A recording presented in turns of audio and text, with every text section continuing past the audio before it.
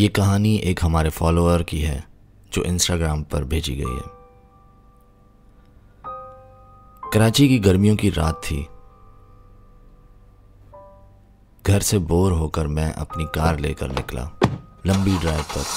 काफ़ी ड्राइव के बाद बोरियत होने लगी तो सोचा अपने दोस्त अरसलान को कॉल करूं और उसको भी साथ ड्राइव पे ले जाऊं।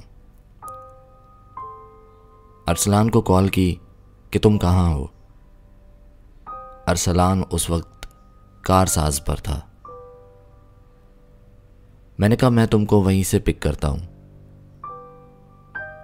कार साज की तरफ गाड़ी को मोड़ लिया। काफ़ी डिस्टर्ब तो था पहले से ही, घर के टेंशन, ऑफिस के झगड़े और बहुत कुछ। ड्राइव करते हुए जैसे कार साज पर पहुंचा तो काफ़ी सन्नाटा था। मेरे ख्याल से रात के 2 बज रहे थे। ड्राइव करते हुए मुझे लगा कि रोड पर कोई लेटा हुआ है। कार साइड पर रोककर मैंने थोड़ा गौर किया तो किसी लड़के की बॉडी रोड पर पड़ी थी। सोचा चेक करूं बंदे की हालत क्या है। कार से बाहर निकला, बॉडी की तरफ बढ़ने लगा तो अजीब सा खौफतारी था। सुनसान इलाका, ना ट्रैफिक ना शोर, और बीच सड़क पर एक बॉडी। मैं बॉडी के करीब पहुंचा तो बॉडी मुंह के बल रोड पर पड़ी थी। मैंने बॉडी को जैसे ही सीधा किया तो मेरे होश उड़ गए। वो बॉडी अरसलान की थी, लेकिन उसकी बॉडी पर कोई खराश नहीं थी और वो सांसें भी ले रहा था। मैं अरसलान को झंझोड़ते हुए चिल्लाने लगा, अरसलान होश में आ, अरसलान क्या हुआ, होश में आ मेरे यार, क्या हुआ तुझे। मदद के लिए आवाजें पुकारने लगा, पर ना वहां कोई बंदा ना बंदे की जात। अरसलान को उठाने की कोशिश की जो उसकी हेल्दी बॉडी की वजह से मैं उठा नहीं पा रहा था। बड़ी मुश्किल के साथ उसको अपनी कार की तरफ उठाकर लेकर गया। कार का बैक डोर खुला, बैक सीट पर अरसलान को लिटा दिया और खुद जल्दी से गाड़ी की ड्राइविंग सीट पे आके बैठा। और कुछ समझ नहीं आ रहा था कि हॉस्पिटल ले जाऊं या इसको घर ले जाऊं। पीछे मुड़कर देखा और अरसलान को चिल्लाकर बात करता रहा, अरसलान हौसला कर, अरसलान हौसला कर, कुछ नहीं होगा तुझे, होश कर यार।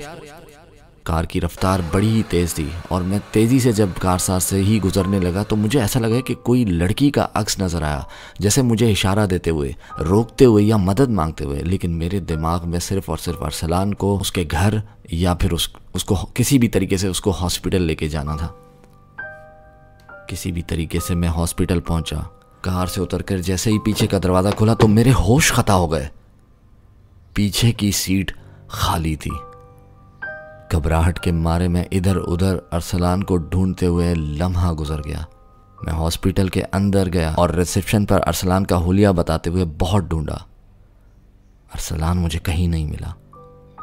हैरत और परेशानी के मारे मैं कार में बैठा सोचता रहा कि अरसलान कहाँ गया, और बेहतर समझा कि अरसलान के घर जाऊं और घर वालों को खबर दूं।